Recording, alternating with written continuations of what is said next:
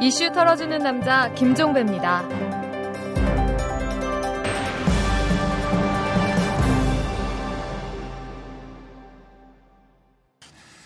여러분 안녕하십니까. 9월 16일 월요일에 보는 길이는 이탈남입니다. 자, 오늘도 SNS 한 뉴스부터 시작을 하도록 하겠습니다. 오마이뉴스의 이주영 기자 나오셨습니다. 안녕하세요. 안녕하세요. 네, 자, 시작할까요? 네. 조선일보 혼외 아들 보도 논란에 휘말린 최동욱 검찰총장의 사퇴 소식이 파장을 일으키고 있습니다. 특히 황교안 법무부 장관이 최동욱 총장에 대해 감찰하겠다고 밝힌 후 이루어진 사퇴 소식이라 더욱 충격적이었는데요. 이를 두고 트위터에서는 검찰의 정치적 독립성이 우려된다는 목소리가 많았습니다. 살다 보니 검찰을 응원하게 될 줄 몰랐다는 탄식이 트위터에 넘쳐나고 있는데요. 이런 가운데 사실상 청와대가 검찰 흔들기에 나선 것 아니냐는 의혹도 제기됐죠. 한 언론 보도에 따르면 청와대가 최 총장 혼외 아들 의혹과 관련해 유력한 증거인 혈액형이 나왔다고 주장하면서 최 총장 사퇴에 직접 개입했다고 하는데요. 이때 청와대 민정수석실 관계자는 조선일보의 해당 보도와 관련해 대검찰청에 전화해 최 총장의 혈액형이 A형, 혼외 아들의 어머니라는 사람이 B형, 혼외 아들이 AB형인 사실을 확인했다. 혈액형은 유력한 증거니까 최 총장이 스스로 물러나는 것이 바람직하다는 뜻을 전했다고 합니다. 이에 한 트위터 이용자는 A와 B형 사이에서는 AB형, O형, A형, B형 모두 나올 수 있다. 청와대 사람들은 과학 공부를 다시 해야 할 것 같다고 지적했습니다. 근데 예, 그것도 있고. 네. 혈액형 정보를 어떻게 알았을까요? 그것도 참 궁금하죠? 그렇네요. 예. 또 다른 이용자는 이 모든 중심엔 김기춘 청와대 비서실장이 있는 것 같다. 그는 1972년 평검사 시절에 유신헌법 초안 작성에 참여했고 92년 대선 직전엔 지역 감정을 자극하는 정치공작 모의 사건에 가담했다. 국회의원 때는 노무현 전 대통령 탄핵을 주도하기도 했다. 정권에 반대하는 언동을 차단하고 탄압하는 게 더 익숙한 사람이지 않은가라고 의혹을 제기했습니다. 황교안 장관의 전력을 근거로 의혹을 제기하는 의견도 있었는데요. 황 장관은 지난 6월이었죠. 원세훈 전 국가정보원장 등에게 선거법 위반 혐의를 적용하지 말라고 검찰에 압력을 넣었다는 의혹에 휩싸인 적이 있습니다. 즉 법무부의 최 총장 감찰도 이런 맥락에서 이어진 결정이 아니냐는 겁니다. 한 유명 트위터리어는 최동욱 검찰로는 현 정권을 유지하기 어려운 모종의 사정이라도 있는 게 아닌가. 선거법 혐의를 적용하지 말라는 의혹에 휩싸였던 황교안 장관의 이번 지시는 사실상 박근혜 대통령의 청와대와 새누리당의 뜻이 반영된 것으로 해석된다고 주장했습니다. 네. 최 총장 사퇴 이후 검찰 내부에서는 일선 검사들의 집단 행동이 이뤄지기도 했는데요. 이를 두고 한 트위터 이용자는 자타공인 엘리트인 검사들은 똑똑히 알아야 한다. 노 전 대통령의 검사와의 대화 자리에서 핏대를 세웠던 그 결기는 지금 현재 이런 상황에서 표출돼야 한다는 것을 말이다라고 말했습니다. 네. 최강욱 변호사는 총장의 호위무사를 자임하며 한 검사가 떠난 것이 화제가 되고 검사들의 통음과 울분이 공감을 얻고 있다. 하지만 실체가 중요하다. 왜 사람들이 검찰을 응원하면서도 탄식하는지를 검찰 구성원들이 이번에도 깨닫지 못한다면 검찰의 미래는 여전히 없다고 당부했습니다. 네. 검찰 독립성 보장을 위해 근본적 개혁이 필요하다는 지적이겠죠. 네. 한편 청와대는 최 총장의 사표를 아직 수리하지 않았다고 어제 밝혔습니다. 이정현 청와대 홍보수석은 이날 오전 청와대 춘추관에서 기자들과 만나 진실이 밝혀지지 않았는데 어떻게 사표를 수리할 수 있겠느냐고 말했는데요. 네. 이와 관련해 백찬홍 CR재단 운영위원은 청와대가 진실규명이 우선이라는 입장을 표명한 이유는 검찰 반발로 인한 여론 악화와 민주당의 3자회담 거부 움직임에 화들짝한 것으로 보인다. 한마디로 김기춘 비서실장과 황교안 법무부 장관의 공작 정치가 역풍을 맞은 것은 아닐까라고 주장했습니다. 네, 지금 이 트위터 반응을 소개를 해주셨는데 네. 가장 인상 깊은 반응은 네. 살다 보니까 검찰을 응원하게 될 줄 몰랐다. 네. 저 개인적으로 이게 가장 인상 깊은 반응입니다. 네, 수고하셨습니다. 감사합니다. 우리라이프 상조 영업사원 홍대리입니다. 우리라이프 상조는 신설 상조회사입니다. 사장님께 팟캐스트 방송에 광고하자 했더니 진보 매체라 탄압받을지 모른다며 걱정이십니다. 그래서 영업사원인 제가 직접 나섰습니다. 제 돈으로 광고하고 우리라이프 상조를 알려드립니다. 저희는 신설 상조회사로 부실한 상조회사의 모범이 되기 위해 저희 같은 신선한 방송인 팟캐스트 방송을 선택했습니다.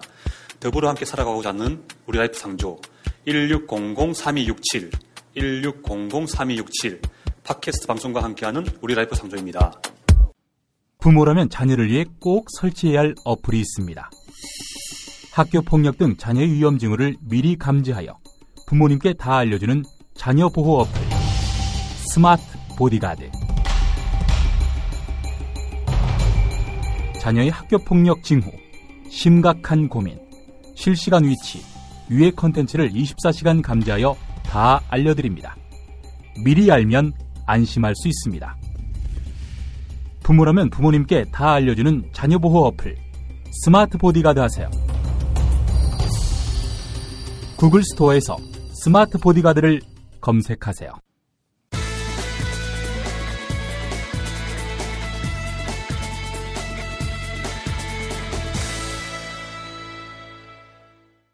최동욱 검찰총장의 사태, 이게 지금 엄청난 파문을 불러일으키고 있습니다. 그런데 파문의 핵심은 사전 각본설 이쪽으로 지금 쏠리고 있는데요. 오늘은 이 문제를 비롯해서 전국 현안에 대한 문제를 한번 짚어보는 시간을 갖도록 하겠습니다. 윤여준 전 환경부 장관을 전화로 연결합니다. 여보세요? 네, 안녕하십니까? 예, 안녕하세요. 네.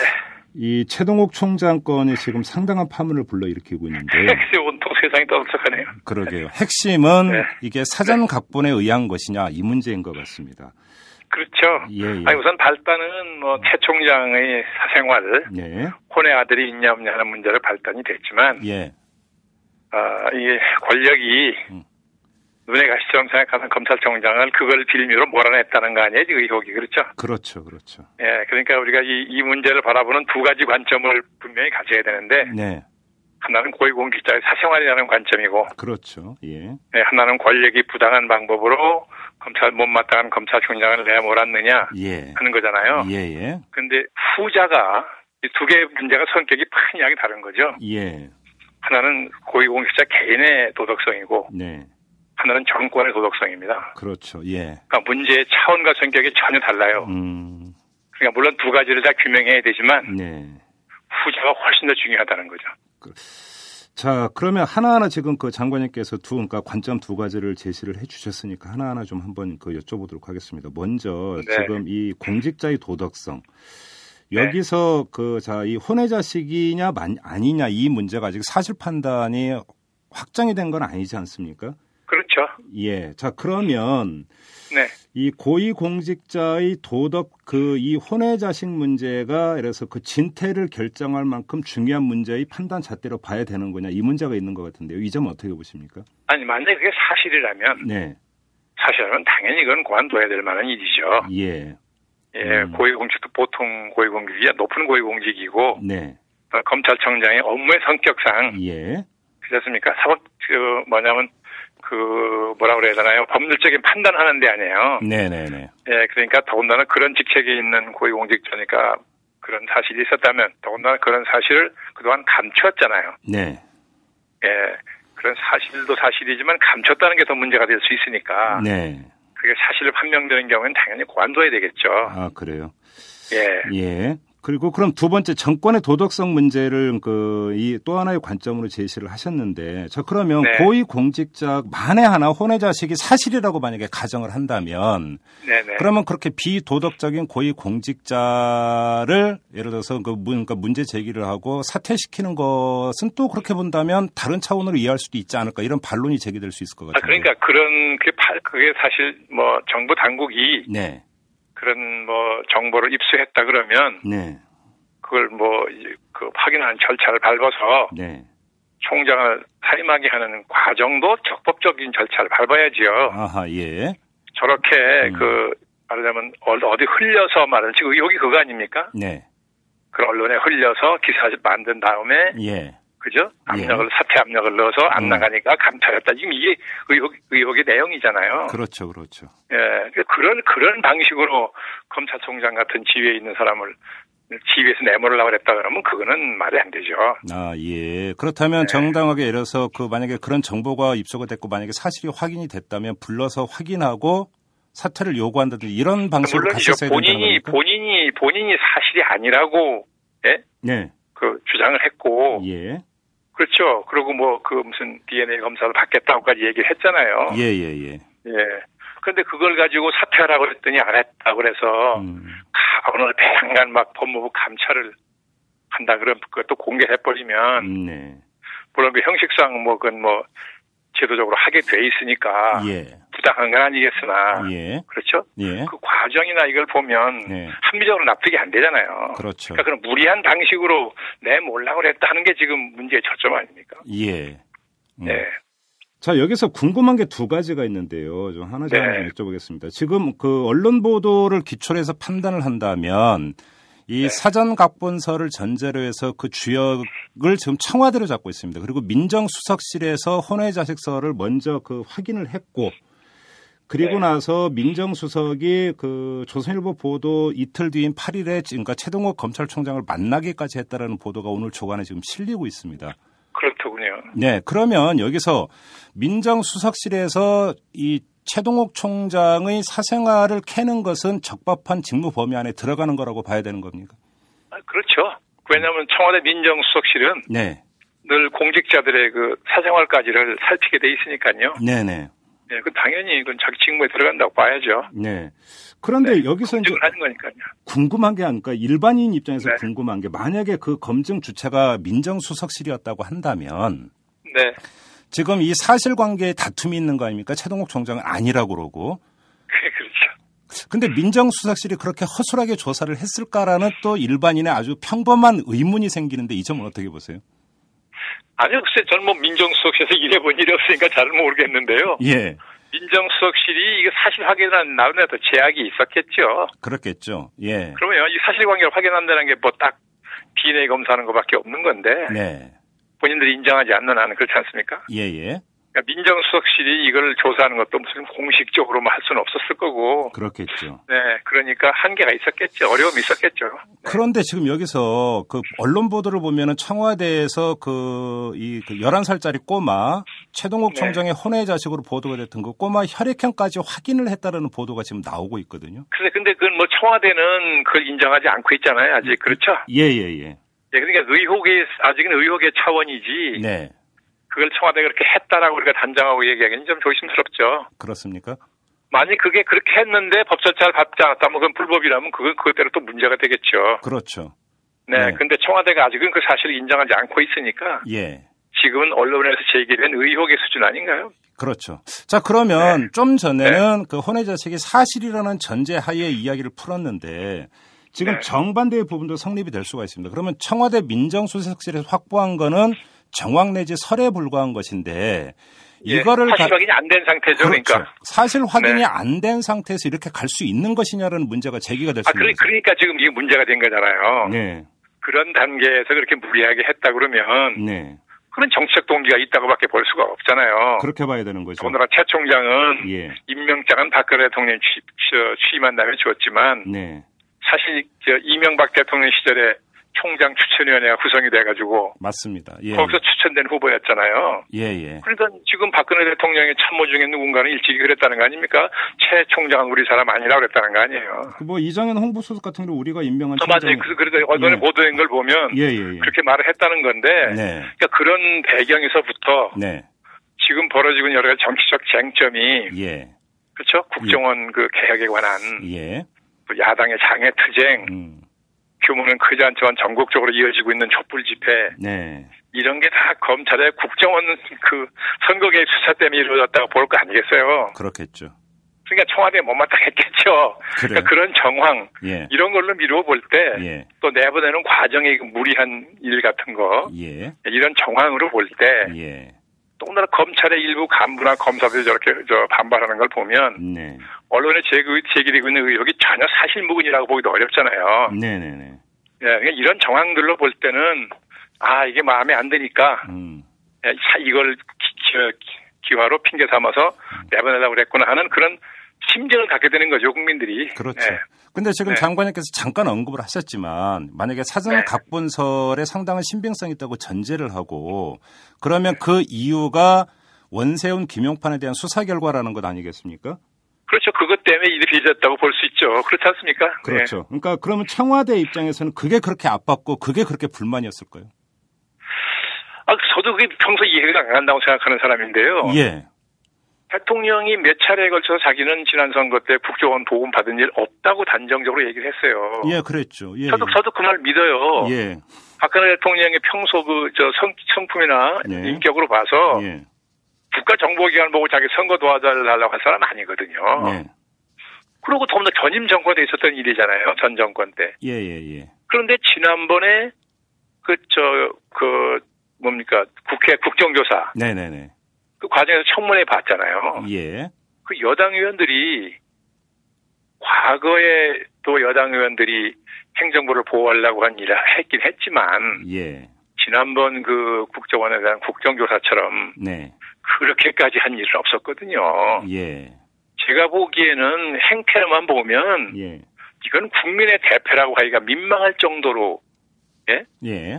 국정조사를 제대로 진행 못하게 하려고 하는 게 역력히 보였잖아요. 예. 그게 그 국회 여당 의원들이 자발적으로 그랬겠습니까? 누구나 다 아는 거잖아요. 왜 그랬는지. 예. 그러니까 왜 저렇게까지 도움받은 일도 없을 것이고 먼저 정부 때 있었던 일인데 왜 이 정부가 저렇게까지 매달리느냐. 네. 오히려 그런 점이 국민적 의혹을 자꾸 키운다는 거예요. 예. 뭐가 있으니까 저러는 거 아니냐는 의혹을 갖게 되잖아요. 예. 네. 자, 그리고 또 하나, 좀 전에 이제 잠깐 언급했던 최동국 총장 우리 사람 아니다라는 식으로 청와대에서 코멘트가 나왔던 시점을 되돌아보면 그때가 언제냐면 황교안 법무장관이 수사지휘권을 발동을 할 때 바로 그때였거든요, 타이밍이. 아, 네. 그러니까 이게 무슨 얘기냐면 검찰 수사 결과가 확정이 되기 전이었어요. 자, 그러면 여기서 또 하나 제가 궁금한 게, 자, 수사 결과에 대한 불만이다라고 하는 점 외에 이 사람은 우리가 임명한 우리 사람이 아니다라고 하는 정서도 청와대에 깔려 있는 것이 아니냐라고 하는 궁금증이 생기거든요. 이 점은 어떻게 보세요? 글쎄요. 그 말로만 보면 그렇게 볼 수밖에 없죠. 네. 근데 우리 사람이란 게 그렇게 중요한 겁니까? 그 과거에도. 예. 대통령이 이제 그 검찰총장 같은 그런 권력기관의 장을 국정원이나 국세청장이나. 네. 검찰총장이나 이런 권력기관의 장은 항상 자기 사람을 임명하고 싶어 했죠. 예. 그랬습니다. 왜 그러냐면 과거에는 정도의 차이는 있으나 정권마다 정도의 차이는 물론 분명히 있었죠. 그러나 크게 예외가 아니었다고 보는 게 늘 대통령이 그런 권력기관을 자신의 통치 수단을 쓰려고 그러거든요. 그런 일이 사례가 많이 있었잖아요. 권위주의 시절은 빼고서라도. 그러니까 이번에 박 대통령이나 또는 박 대통령 주변 측근에서는 이왕이면 검찰총장은 자기 스타일 사람을 쓰고 싶었겠죠, 예, 그래요. 네. 확증이 없으니까 뭐라고 단정적으로 얘기할 수는 없으나 과거의 사례를 볼 때 그럼직하다는 거죠. 만약 그랬다면 박근혜 대통령도 지난 대선 때 제가 기억하기로 뭐라고 얘기했습니까? 이 검찰 권력이 국민으로부터 받은 거라고 얘기했어요. 네. 그건 당연하지. 헌법상 모든 권력은 국민으로부터 나온다고 되어 있지 않습니까? 그럼요. 예. 네, 그러니까 검찰 권력을 국민으로부터 나온 거니까 되돌려드리겠다고 했다고 내 기억이 되거든요. 네. 그렇게 말했어요. 대선 때 제 기억으로는. 예. 네, 그런데 검찰 권력만 국민으로부터 나온 게 아니고 대통령이 행사하는 권력도 국민으로부터 나온 겁니다. 물론이죠. 예. 그러니까 그걸 명심해야 돼요. 청와대는. 자기들이 행사하는 권력이 국민이 국가를 위해서 쓰라고 준 권력이다. 이걸 명심하고 행사를 해야지 후환이 없습니다. 근데 지금 공교롭게도 박근혜 정권 이후에 지금 경찰청장 교체됐죠. 감사원장 물러났죠. 요번에 또 검찰총장 이렇게 되죠. 이른바 권력. 글쎄요. 근데 그 물러나는 과정들이 다 그렇게 좀 석연치 않아가지고. 그러게 말입니다. 안 그래도 국민들이 새로 들어선 권력이 다 어머니 법률적으로 임기가 보장되어 있는 사람들을 내쫓는다라는 인식을 가진 마당에. 이번에 검찰총장가 있어 이러니까. 제가 보기엔 이미 상당수의 국민들은 마음속으로 이미 청와대가 무리하게 몰아라고 했다고 생각할 거예요. 그런데 이게 지금 얼마 전에 청와대 이제 그 개편이 있지 않았습니까? 김기춘 비서실장이 들어갔고 민정수석도 교체가 됐는데 이때 나왔던 분석에 따르면 곽상도 민정수석이 교체가 되고 했던 이 배경에 바로 이 원세훈 김용판에 대한 수사 결과에 대해서 검찰을 핸들링하지 못했다라고 하는 거에 대한 불만 때문에 민정수석이 교체됐다는 분석이 상당히 있었습니다. 네, 그랬다고 그때 보도가 다 됐었죠. 그렇죠. 그러면 그때 이 분석이 상당 부분 지금 그때의 분석이 지금 현실적으로 나타나고 있는 문제다. 이렇게 정리를 해도 되는 것 아니겠습니까? 아니, 현상으로만 보면 그렇게 생각할 수도 있지만 아직은 다 사실로 판명된 건 아니니까. 그냥 정황으로 볼 때 그렇다는 심증을 갖는 단계라고 봐야 되겠죠. 그렇게 봐야 되는 거죠. 그렇기 때문에 아까 말씀드린 것처럼 국민들은 이 마음속으로는 예, 마음속으로는 뭐 청와대 공식 입장이 뭐라고 나오든 네. 예, 어쨌든 국민들 마음속으로는 이거 권력이 마음에 안 드는 검찰총장을 몰아내려고 그랬다라고 생각할 거라는 거죠. 그런 그렇죠. 정황 때문에. 그렇죠. 네. 그런데 지금 청와대의 공식 입장은 그러니까 최동욱 총장 사표는 수리하지 않는다. 진실규명이 우선이다. 그래서 감찰해라. 네. 이거 아니겠습니까? 그렇죠. 왜냐하면 이제 자기들이 생각했던 것보다 예. 이게 아마 민심이나 검찰 내부의 반발이 소위 역풍이 네. 자기들이 예상했던 것보다 훨씬 셌을지 몰라요. 예. 이런 정도로 검찰총장의 그 사생활의 문제점이 드러나면 네. 국민들이 당연히 이걸 그냥 수용할 거라고 생각했음직합니다. 예. 근데 그렇지 않았잖아요. 예. 이걸 빨리 무마해야 될 필요성을 느꼈겠죠. 예. 그러면 그런 방법이 제일 손쉬운 방법이죠. 그러면 예를 들어서 그러니까 그 일단 감찰이 일단 진행이 되는 것 같은데요. 그러면 한다고 그랬으니까 어떻게 안 하겠습니까? 법무장관이 한다고 그랬는데. 근데 그럼 감찰 결과 그 혼외 자식설은 사실이 만에 하나 아닌 걸로 나온다라고 한다면 최동욱 총장 다시 돌아와라. 이렇게 되는 겁니까? 저렇게 된 마당에 최 총장이 다시 돌아올 수 있겠습니까? 그러니까요. 그래서 여쭤보는 겁니다. 네, 사실상은 정치적으로는 역할이 끝났다고 보는 게 상식 아닌가요? 그러게요. 네. 오늘 오후에 3자 회담이 있지 않습니까? 네, 그렇더군요. 장관이 어떻게 전망하세요? 저게 뭐 잘 되겠어요. 그렇게요. 예. 그냥 서로 자기 얘기하다가 끝나는 겁니까, 그러면? 그렇게 될 수밖에 더 있겠습니까? 모르겠습니다. 이제 아무래도 이제 대통령을 막상 야당 대표가 면전에서 만나면. 네. 이제 그건 뭐 예의도 갖춰야 되고 그러니까 그러죠? 예. 네, 그럼 이제 말하자면 뭐 대통령하고 생각이 같든 다르든. 네. 예, 그건 그것대로 뭐 따지고 규명해야 될 일이지만. 예. 그러나 대통령을 만나서 회담하는 마당에 야당 대표이자 국민의 대표인, 그죠? 김한길 대표가 예의를 정정하게 갖춰야 되잖아요. 예. 그러니까 자기 할 얘기만 하고 뭐 만다고 해서 무슨 뭐 언성을 높이거나 그런 일이야 있겠습니까만. 네. 3자가 앉아가지고. 예. 지금 이 확 막힌 이 전국을 예. 치열하게 벌써 한 달 이상 대결 구도로 이어져 왔잖아요. 예. 정규 계획에는 이미 시작된 마당인데. 예. 예, 이 전국을 제대로 풀어나가기 위해서 중요한 문제에서 합의하기는 어렵지 않겠느냐. 예. 네. 그래요. 오늘은 문제의 핵심에 지금 국정화 문제가 있잖아요. 그렇죠. 네, 그런데 청와대 어저께인가 이정현 수석이 나와서 언론에 얘기한 걸 보면 네. 청와대는 철저하게 이거를 최 총장 개인의 도덕성 문제에 초점을 몰아가려고 그래요. 맞습니다. 예. 왜냐하면 자기들은 개입한 일이 없다는 전제가 있으니까. 예.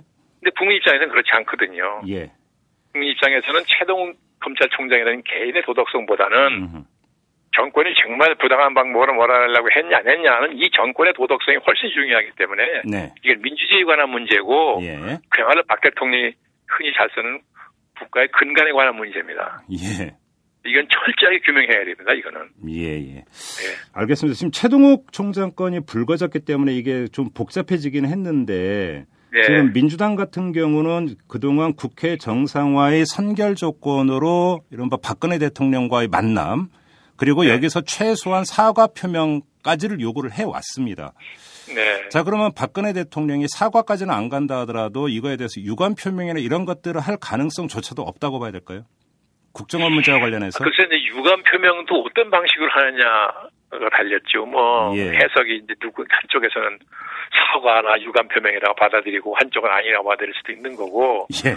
뭐 구체적으로 말을 어떻게 하느냐에 달린 건데요. 네. 어쨌거나 제가 보기에는 대통령 국정의 최고 책임자입니다. 예.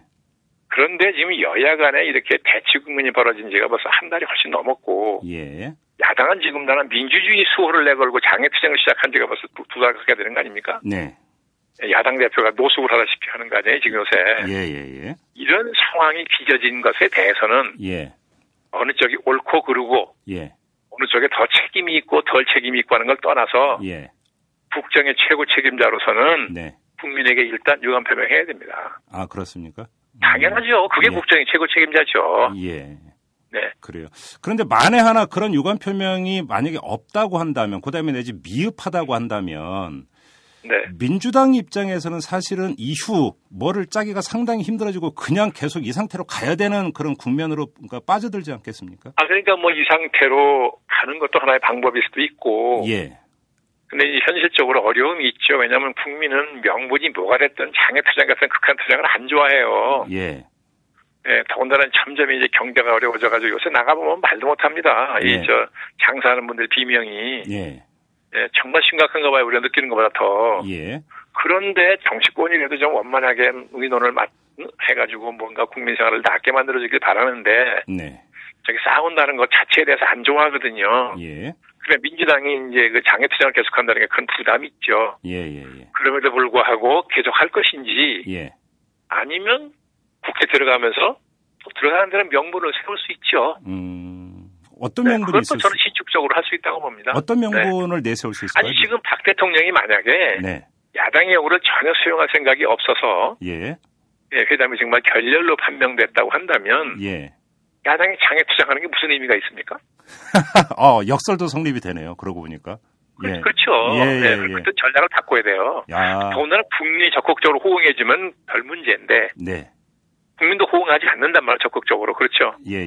그러면 전략을 바꾸는데 이번 여야 대표 3자 대표 회담이 하나의 좋은 계기 명분을 줄 수 있으니까 결과에 따라서는 그걸 잘 잡아서 야당이 하면 국민에게 솔직히 다 말씀드리고 들어가서 투쟁하면 되죠. 알겠습니다.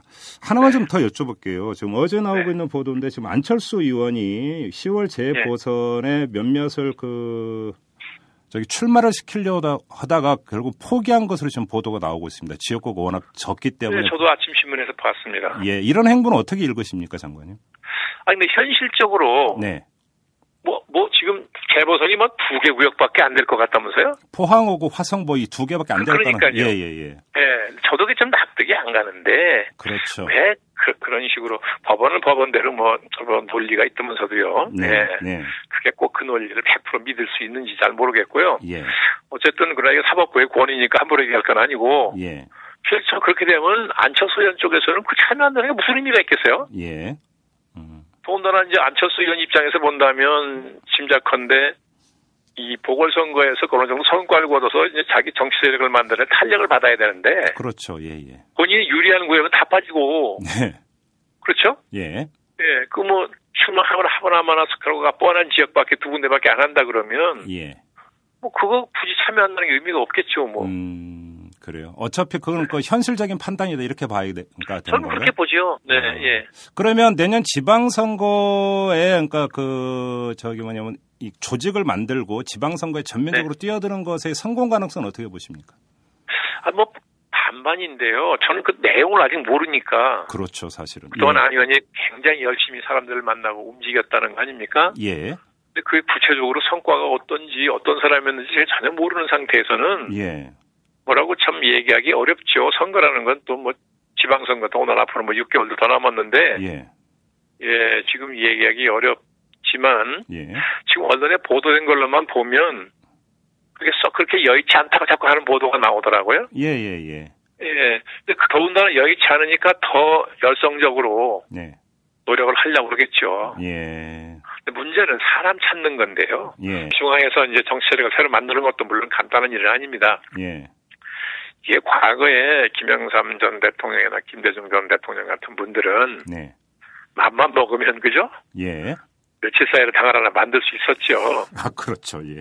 그럴 만한 이유가 충분히 있었지 않습니까? 당을 새로 만든다는 건 참 쉽지 않거든요. 더군다나 지금 선거제도나 정당제도 같은 게 다 양대 정당을 위주로 만든 거라서 제도적으로도 제3세력이 형성된다는 게 쉽지 않거든요. 그리고 양세력의 견제가 끊임없이 있을 것이고 그러니까 여러 가지 어려운데 그래도 불구하고 새 정치에 대한 국민적 열망은 아직 꺼지지 않고 있으니까 안 의원이 잘만 하면 저는 어느 정도 승산이 있다고 봐요. 그렇습니까? 근데 지금까지 보여줬던 모습 같으면 좀 어렵다고 보고. 그래요. 알겠습니다. 자, 장관님 인터뷰 여기서 마무리하도록 하겠습니다. 오늘 말씀 잘 들었습니다. 수고하셨습니다. 시사평론가 김종배가 진행하는 이슈 털어주는 남자. 시사의 최전선에서 여러분의 궁금증을 풀어드립니다.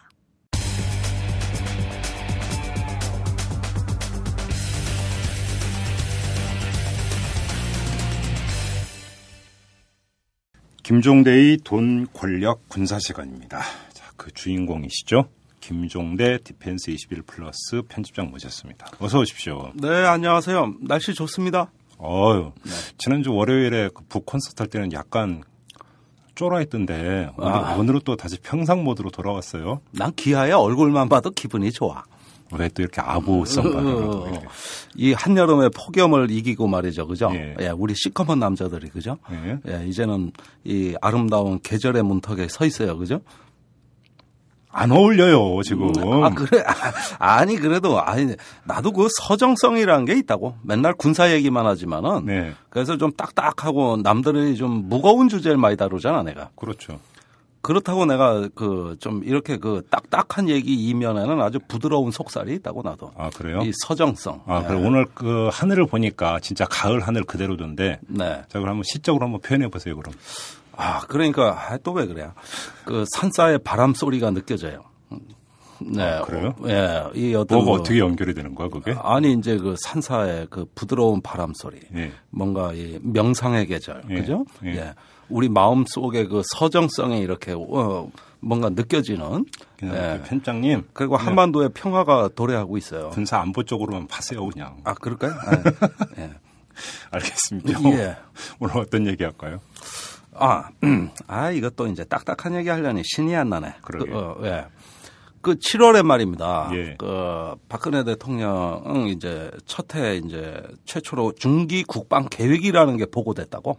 뭐 국방 계획은 그렇게 많아요? 많아요. 예. 그리고 중기 국방 계획이란 5년 동안 국방 예산을 어느 정도 이렇게 집행하겠다. 예. 이런 계획을 대통령한테 보고하는 건데. 당연한 거 아니에요. 그죠? 이 국방의 어떤 목표와 그렇죠. 계획과 이런 걸 대통령한테 보고해서 승인받는다. 근데 이런 악습을 버려야 된다고. 그게 악습이에요? 이건 국방부만 하는 행사인데. 예.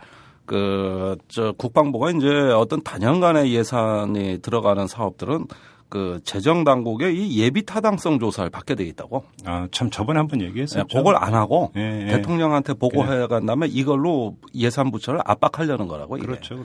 순서가 거꾸로 됐어요. 그리고 법에 없는 과정이에요, 이거. 저번에 한번 짚었어요. 기억나요. 법에도 없어. 그런데 그 얘기는 저번에도 했으니까. 그런데 오늘은 그 중에서도 말입니다. 가장 국방부가 역점을 두고 있는 게 있습니다. 어떤 건데요? 우선 전체적인 개략적인 계획을 말씀드리면은 향후 5년간 2014년부터 총 210조의 국방비를 투입한다. 우와. 장난 아니죠, 그죠? 예. 예. 그 중에 144조 원 가량이 뭐냐면은 장병들 먹고 입고 자고 예. 또 부대 운영하고 예. 인건비 나가고 이런 것들이 이런 거 이제 전력 운영비라 그래요. 운영비.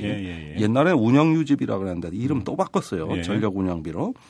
예, 그다음에 한 70조 원 정도가 이제 전력 투자, 방위력 개선비라고도 하고, 여러 가지 명칭이 있습니다만 쉽게 얘기하면. 무기 도입하고 이러는 거. 그렇지. 이제 무기 도입해서 이제 군사력을 증강하는 거 있죠. 예, 이게 한 70조 원 되고요. 그 중에서 한 15조 원 정도를 킬체인이라고 하는 거. 킬체인? 아주 이름도 좀 무시무시하죠. 이 킬체인.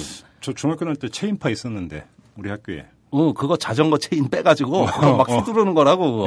그거. 되게 아파. 학교마다 체인파 하나씩 있었는데. 그렇지. 그러니까 그런 체인이 잘 돌아가야 된다 이거. 그러니까 이 킬 체인을 때 체인도 그 체인이죠. 같은 체인이에요. 돌아간다는 뜻은 똑같아요. 그럼 킬은 죽인다는 뜻이고. 죽인다는 거지. 그러니까 어디 학교 깡패 이름으로 똑같네. 그죠? 그러면 킬 체인의 뜻을 조금 설명해야 될 거 아니야, 그죠? 지난해 12월에 이제 북한이 장거리 미사일 발사했어요, 그죠? 미사일이냐 로켓이냐 말은 많지만 미사일이라고 칩시다. 그 다음에 3월에 이제 3차 핵실험을 했거든요. 그때 이제 정승조 합참의장을 필두로 해가지고 다음에 김관진 국방장관이 한 말들 봐봐. 아주 강압적인 선제 공격하겠다. 또 왜 북한 지휘부 타격하겠다.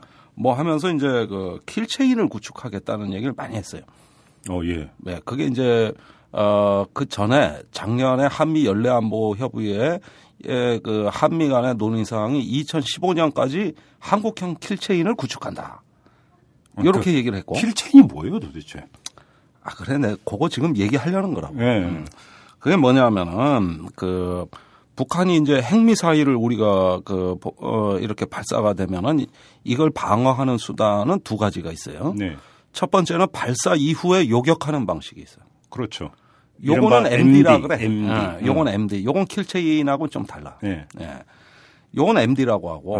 근데 공중에서 요격하기가 굉장히 힘들어요. 그렇죠. 그다음에 한반도는 이 전쟁 종심이 짧다고. 그렇죠. 날라오는데 2분밖에 안 걸려. 예. 언제 그거 기다렸다가 쏴. 그죠? 예. 그러니까 그 쏘는 징후만 보고 선제 타격한다?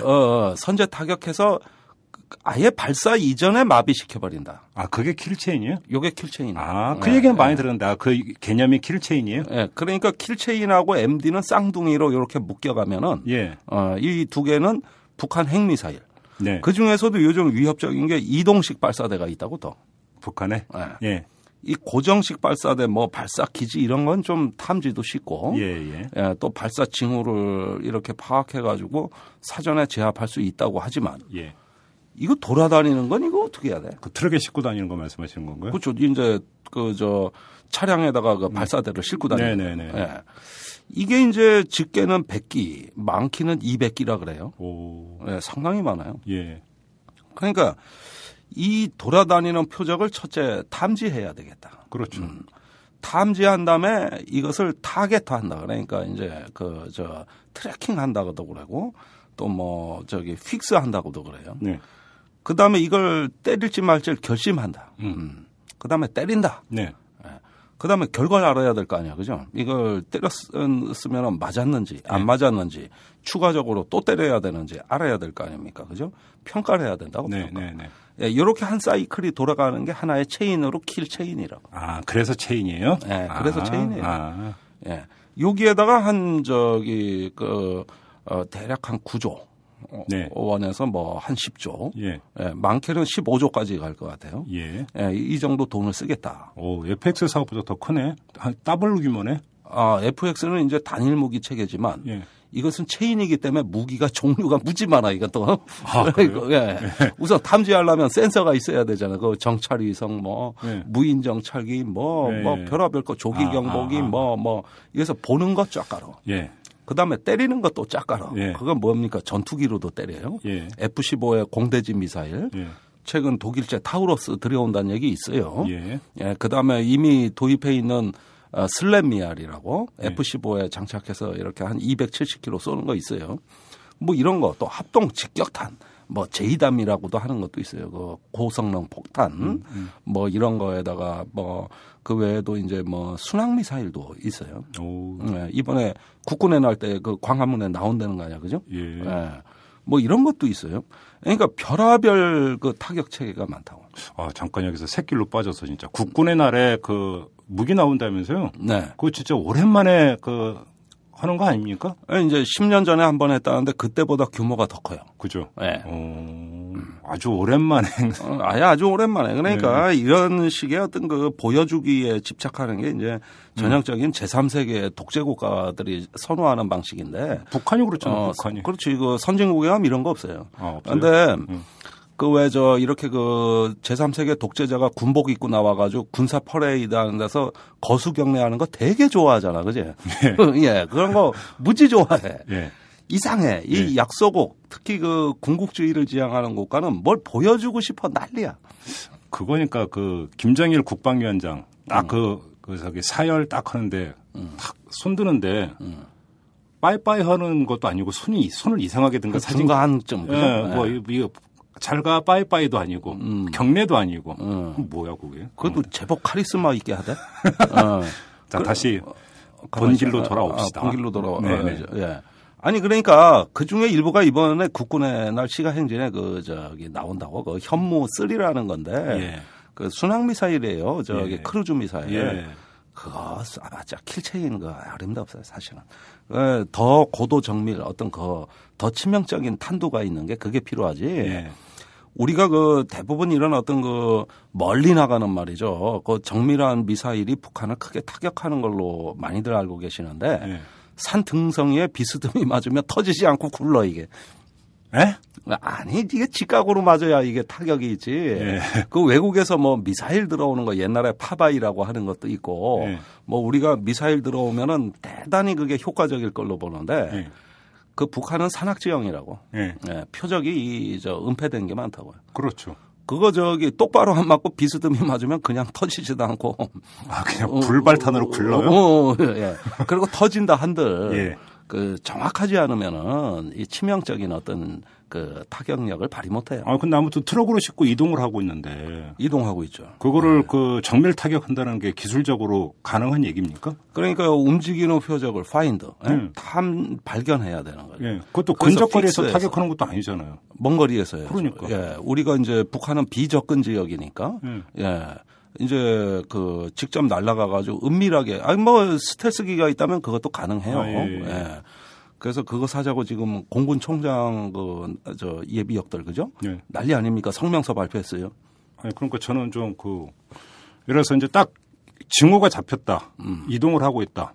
그죠? 이동식 미사일 발사대가 이동을 하고 있다. 그러니까 트럭으로. 근데 해갖고 그러면은 이래서 날아가는 2분이 걸린다고 가정을 합시다. 쏴. 그죠? 네. 근데 그럼 2분 동안에 지금 이 시속 몇 킬로 이런 거 계산해서 어느 지점에 와 있으니까 걸로 때리는 거 아닙니까? 아니, 보고 때려야 되는 거예요. 위성. 그러니까 내 말이 다 보고 때려야 되는 거예요. 그죠? 그런데 가다가 트럭에 갑자기 펑크가 날 수도 있고, 브레이크 밟을 수도 있고, 그러면 안 되잖아. 아니, 그러니까 무인정찰기 같은 게 근접해서 이렇게 표적을 찾아주면은 가면서 표적을 찾아야지. 무인정찰기가 이제 계속 좌표를 보내주고. 그렇지. 그런데. 한국 무기 체계에 또 치명적인 약점이 있다고. 뭔데요? 가면서 표적을 바꿀 수가 없어요. 이 장소 좌표를. 에? 그럼 무인정찰기에서 보내는 게 아무 의미가 없잖아요. 아니, 그러니까 또 새로운 거 사야 된다니까. 그러니까 예를 들어서 크루즈 미사일 우리가 개발했다 그러잖아요. 네. 이건 고정된 시설 때리는 거예요. 그러니까 그래서 맨날 김정인 집무실에 유리창 깬다 그러잖아, 그죠? 네. 현무 3 순항 미사일 한국이 개발한 거. 저쪽은 핵 터트리는데 여기 유리창 깬대. 그러니까 고정된 거 이런 것들은 한국형 이 크루즈 미사일도 위력적이에요. 그럼 이제 이동하는 것 같은 경우는 계속 좌표가 변할 수가 있으니까. 좌표가 변하니까. 그러면 때리는 무기를 새로 도입해야 된다. 예. 그러니까 수정된 좌표를 이렇게 명령을 내릴 수 있느냐 없느냐인데 예를 들면은 같은 무기 체계라도 슬래미알 같은 경우 대표적이죠. 우리는 한번 입력한 좌표를 공중에서 못 바꾼다고. 그런데 미국은 그거 변환이 가능하다는 얘기들을 해요. 그렇게 알려져 있어요. 그러니까 아마 크루즈 미사일도 마찬가지일 거예요. 그래서 한번 이 항공 전략이라는 게 뭡니까? 이게 융통성이라고. 예를 들어서 내가 학교를 가다가 보는데 갑자기 집에서 엄마가 다쳤대. 그럼 학교 안 가고 병원으로 달려가야 되잖아. 이게 융통성이에요. 내가 공중에 떠서 어떤 공중 작전을 하는데 어떤 처음에 계획과 다른 어떤 위급한 상황이 발생할 수도 있는 거예요. 그러면은 그때그때 목표와 타겟을 수정한다거나 여러 가지 공중에 떠 있는 상태에서 이런 것들이 융통성 있게 변경이 될 수 있는데 한국 공군이 그 능력이 미흡하다고. 그래요? 네. 아니 근데 비행기 떠가지고 한 번 학교 가면 계속 학교 가야죠. 전투기 떠가지고 거기서 쏘는 게 가장 확실한 방법 아닌가? 근데 전투기 쏘기 전에 미사일에다가 이미 좌표를 입력하고 떠야 되거든. 그러니까 그 전투기에 장착하는 미사일도. 그럼 어차피 그럼 미사일 사야 된다는 얘기입니까? 아니 그래서 제가 보니까 이거 다 돈으로 싸바르는 계획이에요. 네. 내가 이 얘기는 안 하려고 그랬는데 이거 기어이 해야 하게 되는데 말이지. 또 생색내고 있어요. 북한의 열병식 갖고 우리가 왜 말들이 많아요. 왜 뉴스에도 나오는데 그거 보라고. 다 국산 무기요. 북한? 그런데도 우리가 보고 보면은 하여간 참 아주 겁나잖아요. 그죠? 그런데 우리 이번에 시가전 한다는 거 아니야? 퍼레이드 한다는 거 아니야? 그지? 국군의 날. 거기 위력적인 무기는 다 사온 거라고. F-15 항공기 또 앞으로 지금 운영하고 있는 항공기도 물론이러니와 그 얘기하니까 슬래미알 우리 나중에 따로 군수 산업 한번 짚읍시다. 왜 이렇게 안 되는지. 그러고 보니까 그 재밌는 걸 안 했네 우리가. 그러니까 다음 주에 그거 합시다. 좋아요. 군수산업. 그게 이제 뭐냐면 우리의 기술력이 떨어져서냐 아니면 미국에는 제한이 많아서냐. 한번 짚어야지. 그러니까 한국군은 뭔 목표만 새로운 어떤 목표나 개념만 나오면은 일단 돈으로 싸발릴 생각부터 먼저 한다고. 뭐든 다 사와야 되니까. 알았습니다. 그러면 저 킬체인 사업의 그러니까 문제가 돈으로 바른다. 이게 그러니까 첫 번째 문제라는 겁니까? 이게 첫 번째 문제인데 예. 오늘은 다른 관점에서도 또 말씀을 드리려고 어떤 거 있어요? 자, 우리가 뭐 어떤 그 항공력 또는 어떤 지상 전략에 의해서 북한을 타격한다 그러면 예컨대 미군 같은 경우는 전 세계가 넓으니까 네. 육군과 공군, 해군의 그 작전 지역이 명확히 잘 구분이 된다고. 예. 그런데 한국은 좁아 터지는데 다 중첩이 돼 있잖아요. 예. 그러니까 문제는 이 킬체인을 어느 군이 하느냐로 또 주도권 싸움을 해. 공군은 자기들 거라 그래. 예. 근데 육군은 웃기지 말라 그래. 예. 그러다 보면 이거 갖고 사실은 무기 체계 들여오는데도 시간이 많이 걸리지만 이거 교통 정리하는데도 시간이 굉장히 많이 걸려요. 네. 예. 조직 간에 경쟁을 하기 때문에 그래요. 그런데 작년 12월 12일 날 아주 재밌는 일이 발생했어요. 12네.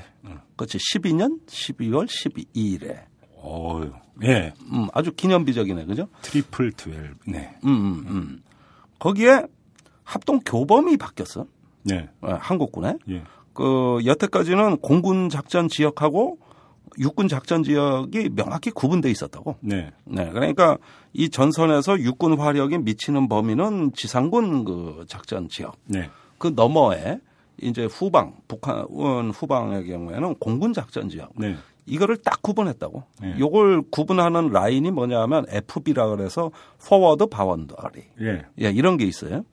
그다음에 이제 그 중간에 화력 통제선이라고 화력 통제 협조선이라고 FSCL이라는 게 있어. 뭐 화이어 서포티드 코디네이트 뭐 라인 이런 거 같아요.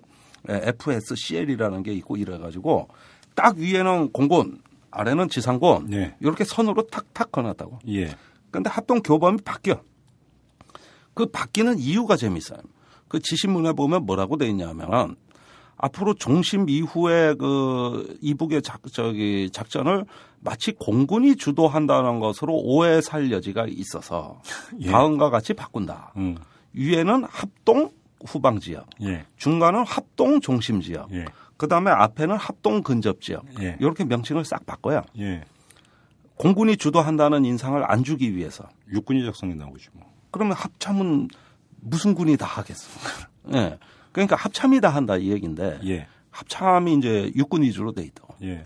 그래가지고 작전 거리를 요걸 갖다가 공군이 주도하는 이제 공군의 단일 어떤 항공 작전이란 건 존재하지 않는다. 네. 그러니까 공군의 어떤 항공 지휘가 이렇게 통합돼 있었단 말이에요. 네. 그걸 갖다 부인한다고. 육군이 다 하고 네. 쉽게 이야기하면 공군은 지원하는 거다. 네. 이렇게 하니까 공군의 항공 전력을 육군의 군단장한테 다 배속시키려는 속셈이라고. 오, 예. 그래서 지상군이 싸우다가 예. 힘들면 그때 배속된 항공기로 지원받겠다. 그런 게 아니라 이제 월남전 다룬 영화나 이런 걸 보면은 네. 육군이 투입되기 전에 헬기 갖다 가지고 그냥 무차별로 그냥 포탄 세례를 퍼붓잖아요. 그게 뭐 그런 개념 아닙니까? 그게 UH 원해치 건십이라는 헬리콥터인데 네. 그게. 네. 그게 월남전의 가장 혁신적인 무기예요. 그때까지는 헬기가 공격용 무기란 개념이 없었어요. 네. 수송용이었어요. 그런데 68년에 월남 구정 대공세가 네. 그 베트남 로켓 그 베트공의 로켓포에 미군이 무지막이 죽었어. 네. 그래서 한 미군 병사가 막사에서 죽어가면서 하늘을 나르는 전차를 만들어 주십시오. 그러니까 예. 전 미군의 수뇌부가 대책회의를 했어요. 예. 야, 저 병사의 마지막 하늘을 나르는 전차를 이거 어떻게 만들어야 되냐. 예.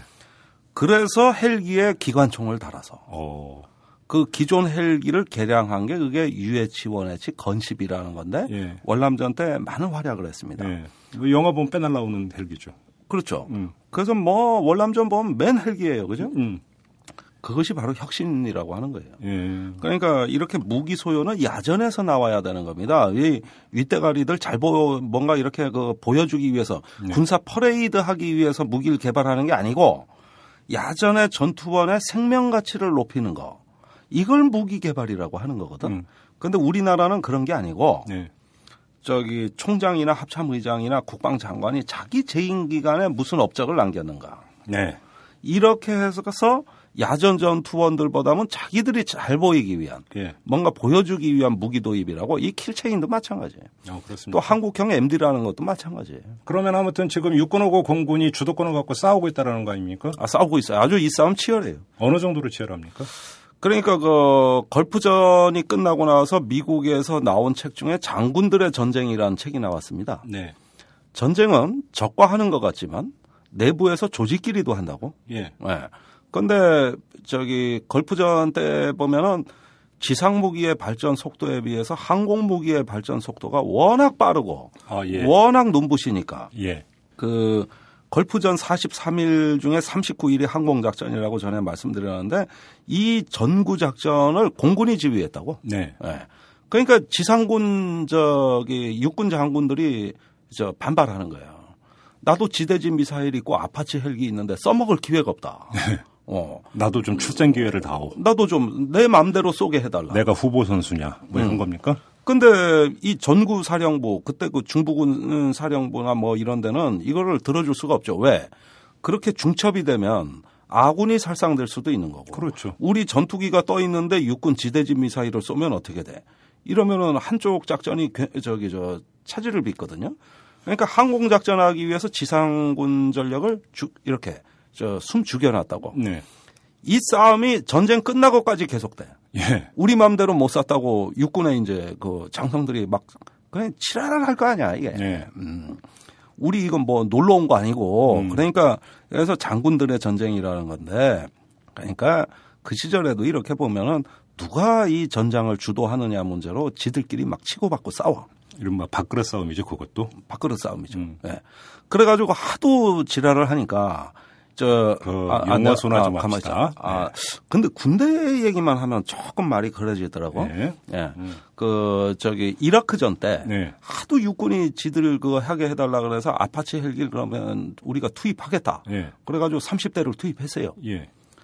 근데 그 중에 29대가 총탄을 맞았고, 예. 한 대는 결국 격추됐어요. 예. 그 이후로는 예. 지상군이 예. 그 적지에 들어가서 단독으로 이 종심 타격이라고 하는 거, 이 종심 작전을 못하는 걸로 미군이 아예 싹 지워버리고 앞으로 지상군은 대반란전만 해라. 아니면은 전방에 가서 그 상대방을 이렇게 조금씩 자극하는 거 있다고. 인질같이 그 인계철선이라고 하는 거 있어요. 그래서 적지에서 교란 작전이나 대반란군 작전이나 이런 것만 하고 앞으로 타격 임무는 공군이 다 해라. 이렇게 돼버렸어요. 아니, 근데 이게 양면이 있는 게, 그러니까 그 아군의 그 손실을 줄이기 위해서는 공중에서 떠가지고 그냥 폭격 때리는 게 가장 아군의 손실을 줄이는 거죠. 물론 그것이 이제 상대히 무차별적인 폭격이 되면 상대 민간인이라든지 이런 사람들이 무고한 희생자가 는다라고는 또 다른 역측면이 있기는 하지만 그러니까 전쟁을 수행하는 군의 입장으로만 한정해서 본다 아군의 손실을 줄이는 건 그게 맞는 거 아닌가요? 그 이제 항공력의 눈부신 발전 때문에. 그러니까요. 예. 사실 지상군은 많이 소모가 돼요. 네. 네. 말씀하신 대로 어떤 그 인명이 많이 살상이 되고. 예. 그죠?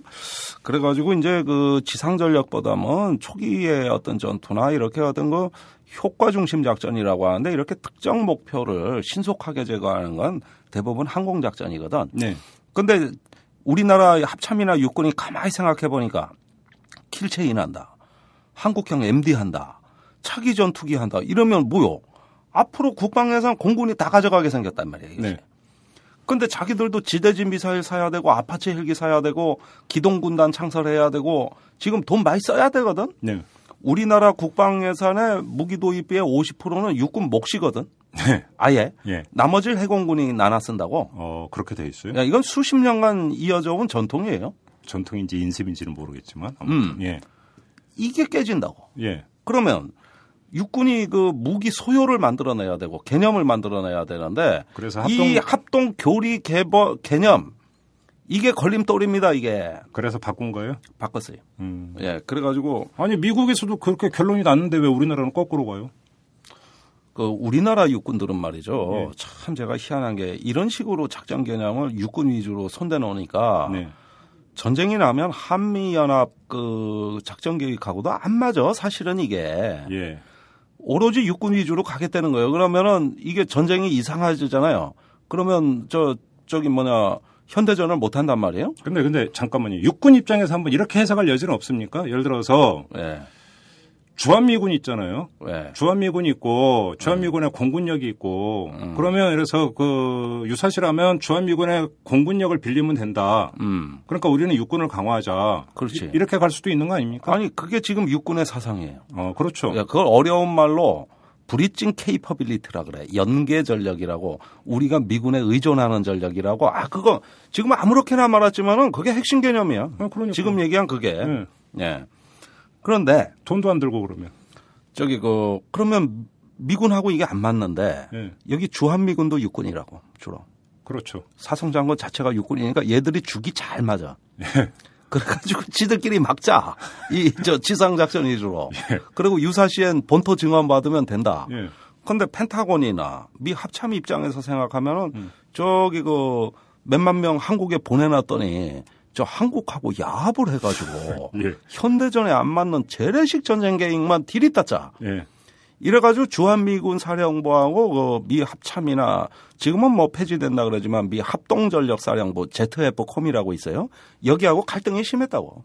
특히 럼스펠트 때는 뭐예요? 럼스펠트는 현대전을 신봉하는 사람 아니에요. 그러니까 주한미군 사령관하고 화상회의 때 맨날 싸워.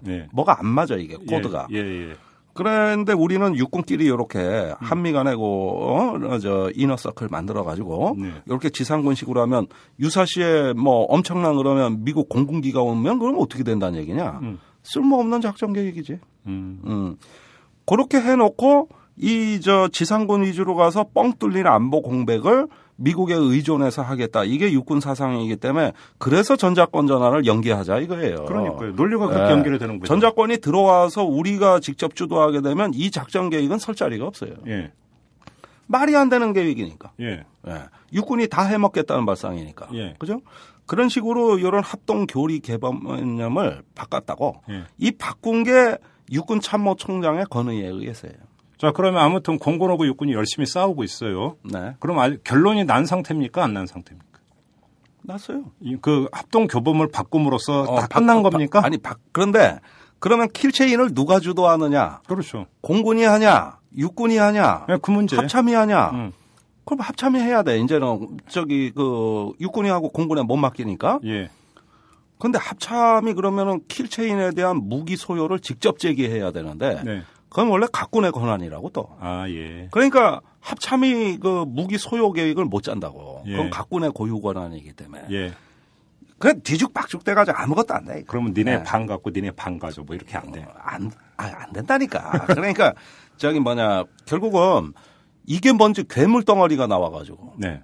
이거를 한다고 70조 원을 무기를 산다고 대통령한테 보고는 했는데 수행 주체가 누군지. 청와대 반응은 어땠답니까? 청와대는 이런 거 몰라. 내가 얘기하는 게 무슨 얘기인지도 몰라. 솔직히 얘기해.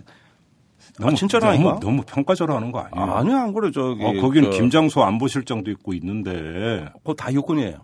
물론 그렇게 하죠. 다 육군인데 그 장교들 아주 그냥 떼거지로 가 있어요.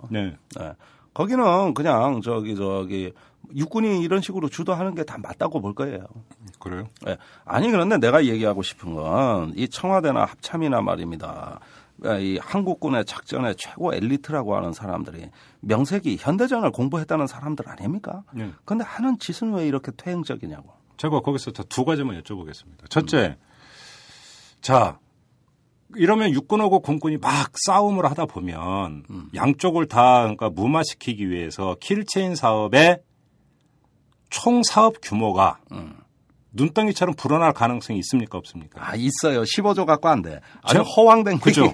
수순이 그렇게 갈 가능성이 있는 거 아닙니까? 맞아요. 국민 혈세만 또 엄청나게 들어가는 거 아닙니까? 맞아요.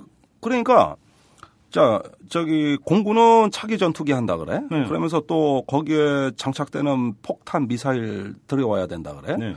육군은 지대지 미사일 아파치 뭐 이런 걸로 때리는 건 또 지들이 하겠다고 해. 이 중복되는 게 국가적으로 거대한 낭비 구조를 형성하고 있죠. 그러니까요. 그래서 제가 전에도 말씀드렸어요. 육군 포병 작전해야 되니 공군은 비켜라. 이런 식으로 육군은 나가겠다는 거 아니야. 그죠? 그러니까 이게 거대한 중복인데 그 유사시에 북한 군만 우리 작전의 장애가 아니라 예. 아군이 작전의 장애가 된다고 예. 서로 간섭이 되니까 그렇죠. 모든 작전 영역이 다 중첩되니까 그렇죠. 과거에 한국전쟁 때 5, 60년 때는 이런 문제가 없었던 게 육군 화력이 별게 없었다고. 한국전쟁 때는 앞으로 쏘는 육군 범위가 300m. 소총 한 자루밖에 더 있어요. 300. 거기에다 조금 더 뭐 기관총 좀 뭐 하고 하면은 뭐 저기 육군 작전 지역은 300m였다고. 네. 그리고 그 이후에는 뭐 저기 공군 지원이라든가 뭐 다른 거 아니면 뭐 미군 지원이라든가 이런 게 있겠죠. 그러다가 한 저기 80년대 90년대는 10km. 요때는 이제 조금 뭐 견인포가 주로 우리는 주력이었습니다만은 전방에 그 이상 표적을 육군이 못 찾기 때문에 끼켜야 뭐 10km. 알겠습니다. 그런데 지금은 다 겹쳐요. 알겠습니다. 지금 막 뭐 40km에다가 미사일은 뭐요 이거. 뭐 그러면 800km. 뭐 두 번째 더 근본적인 문제는 킬체인 사업이 필요한 사업입니까 아닙니까? 그러니까 북한 핵과 미사일에 대한 우리의 관점의 문제예요. 예. 우리가 북한 핵과 미사일이 지금 그렇게 어떤 북한이 말하는 대로 소형화, 경량화, 다종화돼 있느냐? 전 그건 아직 아니라고 봐요. 예. 아직은 전략적 단위에서 이제 그 개발 중간에 있는 거죠. 예. 그런데 이제 북한이 저렇게 노골적으로 협박을 가할 때 우리도 이런 말은 할 수 있어요. 우리도 뭐 이런 대응을 한다는 정도는 말을 할 수가 있는데 사실은 그것이 그 킬체인이라는 건 걸프전에 미군이 처음 쓴 용어인데 네. 이 용어와 개념의 남발은 제가 굉장히 우리가 좀 경고의 목소리를 보내야 된다고 생각합니다. 예. 걸프전 때도 미국이 그렇게 쉽지 않았어요. 그러다 이제 이라크 아프간전 와서 비로소 이제 30분 이내 타격 개념이거든요. 1분 이내 표적 발견, 3분 이내 결심, 타격은 25분 이내 한다는 네. 이 30분 개념에 매우 템포가 빠르고 매우 신속한 그 전쟁을 한다는 이 얘기인데 그것이 과연 실현 가능하냐 또 우리 실정에 맞냐 이런 얘기를 자세히 검토도 안 해보고 보수 세력이 계속 이 개념을 오남용 해왔다는 거. 그것도 킬체인도 미국 개념이군요. 우리는 미국과 안 베끼면 뭐 저기 얘기가 안 되는 나라예요. 예. 예. 그다음에 이제 저기 MD도 마찬가지 아닙니까? 사실 인류가 지금 저기 야구 외야수도 로봇으로 못해요.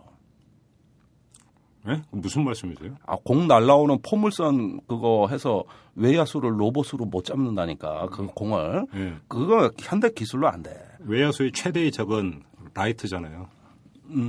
그래서 유현진이가 옛날에 기록이 그것 때문에 깨졌지. 외야수 못 잡았거든.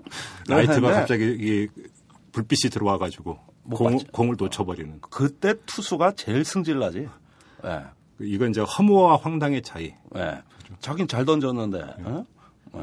또 새끼로 또 빠졌다. 또 빠졌다. 예, 아무튼. 아니 그러니까 총알이 날라오는 걸 총알로 잡겠다. 지난 30년간 이거 하겠다 그랬는데 아직까지 됐다는 얘기 못 듣고 있어요, 우리 그죠? 네. 예. 그러니까 한반도 방위의 패트리어트가 네. 북한의 어떤 탄도 미사일을 그 짧은 시간 내에 요격한다. 네. 그것도 요격하는 각도가 거의 마주보고 해야 되기 때문에 청와대를 방어하려면 청와대에 패트리어트 배치해야 돼요. 인근에서 사이드로 못 잡는다 이거야. 아하. 비스듬히 못 잡고. 그럼 마주보고 가야 된다? 그러니까 전국토에 다 깔아야 돼. 예. 방어할 곳이 있으면 다 깔아야 된다. 과천 청사를 지키고 싶으면 과천 청사에 패트리어트 깔아야 돼. 딴 데 옆에 산에다 배치해가지고는 사이드에서 못 잡는다고. 그래요? 예.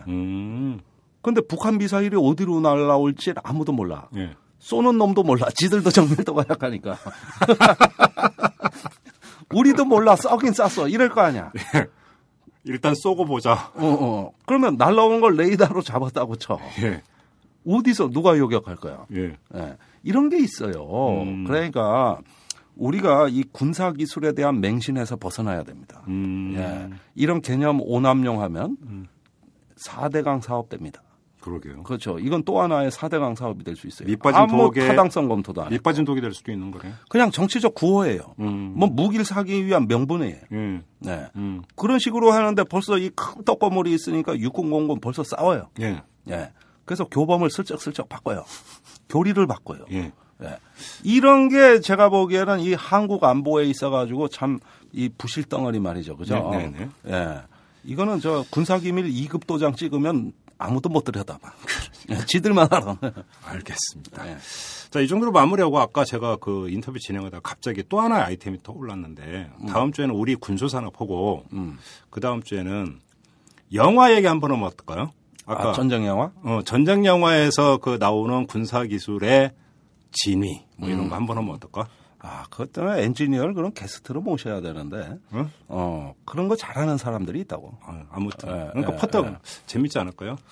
근데 귀하는 나를 끝까지 잡아두기 위해서 아주 그 고도의 이 유인책을 쓰시는 거야, 그죠? 뭘 또 잡아두기는. 이거 원래 10번 하기로 한 건데 지금 40번 가까이 하고 있어요. 예. 원래 그런 거예요. 원래 인생은 제 지론인데 인생은 계획대로 안 흘러가. 그러니까. 난 상관없어. 뭐 시간 관두고. 됐어요. 예.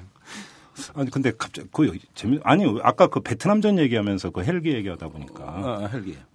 재밌지 않겠어요? 재밌어요. 그러니까. 예. 그 다음에 왜 영화에는 주로 바그너 음악이 나오는가? 전쟁 영화. 저는 그거 생각도 못 했는데. 왜요? 왜? 전쟁 영화는 다 바그너 음악이에요. 왜? 그건 나도 몰라. 그런데 결과는 그래. 근데 거기 나오는 그 백뮤직이 다 바그너 음악이라는 거 어떻게 하셨어요? 그 월남전에 바바바방 하면서 막 헬기가. 어떻게 하셨어? 바그너인지? 내가 이래봬도 서정적인 또 클래식의 조예가 있다고 내가. 아니 또 그런 게 있어요 내가. 바그너가 어느 나라 사람인데요? 독일 사람. 히틀러가 좋아했지. 몇 년도에 태어났는데? 히틀러 전에. 1800년대. 이상 마치겠습니다. 예, 마치겠습니다. 수고하셨습니다. 네. 영혼 한번 생각해 보세요. 네네. 정치에게도 영혼이 있다면 국민의 편에 서는 것을 두려워하지 않는 용기와 어떤 압력에도 흔들리지 않을 강인함, 생각이 다른 자를 감싸 안는 따뜻함을 가졌을 것입니다. 단언컨대 정치의 즐거움은 완벽한 시대의 우울증 치료제입니다. 오연호가 묻고 박원순이 답하다. 정치의 즐거움. 오마이북.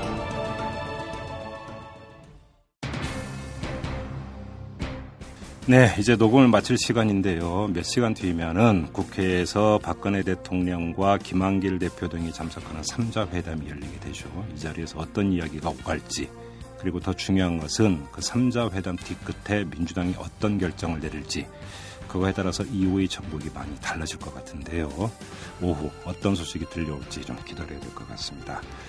자, 10만인 클럽 회원 여러분들의 후원과 정성으로 만들어지는 이탈남, 오늘 방송 여기서 모두 마무리하도록 하겠습니다. 여러분 고맙습니다.